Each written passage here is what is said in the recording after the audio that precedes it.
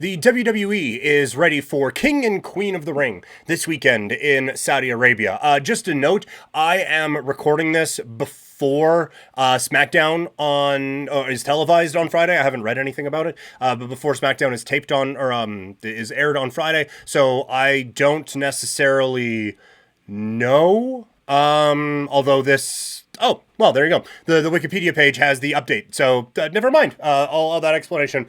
Don't worry about it. I'm just going off of Wikipedia, so if these matches are wrong, my apologies. But apparently, on the pre-show, it'll be Jade Cargill and Bianca Belair taking on Candice LeRae and Indy Hartwell. So I think a smart bit of matchmaking here. If Bianca did in fact lose to Nia Jax, I think this makes quite a bit of sense.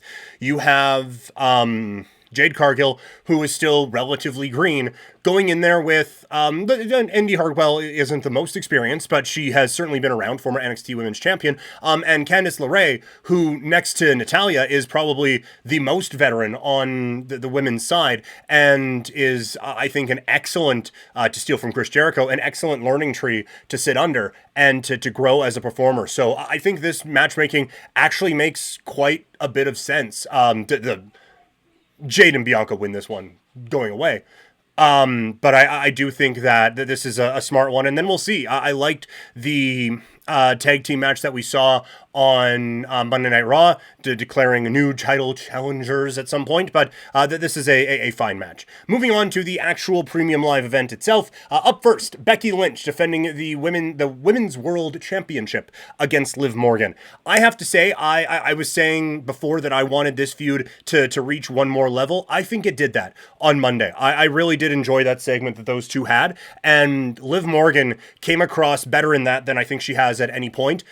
I still don't know if I am there with Liv winning the championship here, but I certainly would not have a problem with it. I think the Becky Lynch title reign needs to end with Liv Morgan hoisting the Women's World Championship, and so if that happens here, I don't really have a problem with it. It just doesn't feel like the feud has gotten to that point, but maybe Liv does something nefarious that will end up with her winning the championship, and that sets up a bit more of a blood feud going on down the line. So the more I talk it out, the more I think it does make the most sense for Liv to win this bout. Then it is the Queen and King of the Ring tournament matches.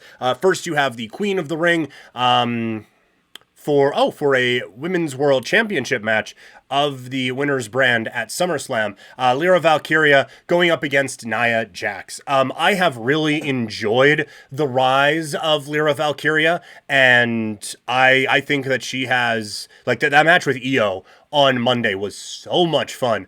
And like, if they wanted to just attach the rocket to her, they could absolutely do that. I do think a Nia Jax win, I'm not going to say freshens up the character, but does give it a little bit of steam. I think that a heel winning this makes the most sense given what goes on with that. But if you wanted to set up Lyra Valkyria against Liv Morgan for SummerSlam, you're not going to get much of an argument from me. I think that would be a whole lot of fun. And so, like, I am a big Lyra Valkyria fan, and so I would personally give this one to Lyra Valkyria, but my prediction would be Nia Jax coming away with the win. In the King of the Ring tournament, again with the winner getting a World Championship match for their brand at SummerSlam. Again, this is from Wikipedia. I don't remember that officially being announced, but I could be off on that for sure.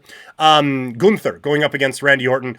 I have said all along, this entire this entire build has felt like a coronation for Gunther. His promo on Monday in the empty arena, which, by the way, all the jokes about, oh my god, did Gunther go to AEW, were hilarious. And I'm not even being sarcastic. Like, that was really funny. I don't have a dog in that fight. I want both companies to do well, but objectively, those were really funny. But I thought that promo was great. I think his matches have been tremendous. Like, he feels like a star. And I think a matchup with him, either him and Damian Priest at SummerSlam, or him and Drew McIntyre, if Drew is ready to go post Clash of the Castle or whatever as the champion, then I think you go with that as well. But I just think it has to be Gunther. Randy Orton, like, this will be an excellent match, and I am so excited to see what these two put out there, but Gunther is the one who gets the win for me.